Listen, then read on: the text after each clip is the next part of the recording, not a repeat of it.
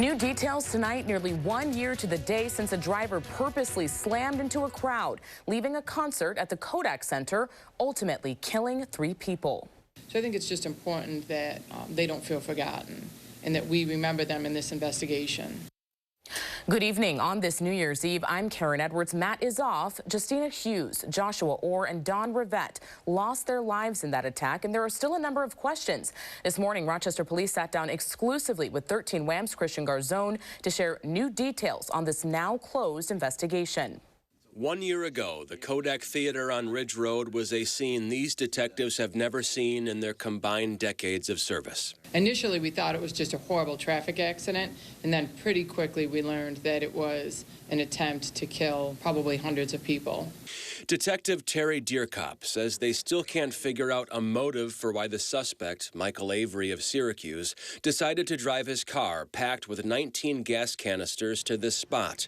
But they do know this. It was the intent to harm others because he went to the Kodak Center before the concert. Doing reconnaissance and acting alone.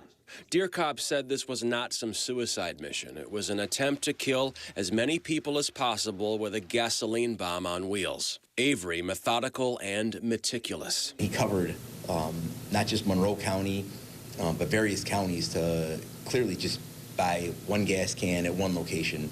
Detective Matt Klein says every minute of his time in Rochester is accounted for via electronic devices and transactions. Klein said there's something curious when you look at the murder attempt video frame by frame. You can actually see the ignition inside of his vehicle. Klein said with the tops off his gas cans, the air thick with fumes, and perhaps hoping to have a last cigarette, Avery detonated his car. As they dig into motives, the detectives say Avery was out of work for at least a year and evicted from his apartment and living out of his van. Avery also lost his father the year prior. The date of his father's death, December 31st. His family dumbfounded over this. But one thing is certain. 2 heroes in an Uber unknowingly blocked the path of Avery, Justina Hughes and Joshua Orr. They prevented so much more loss of life and serious injury.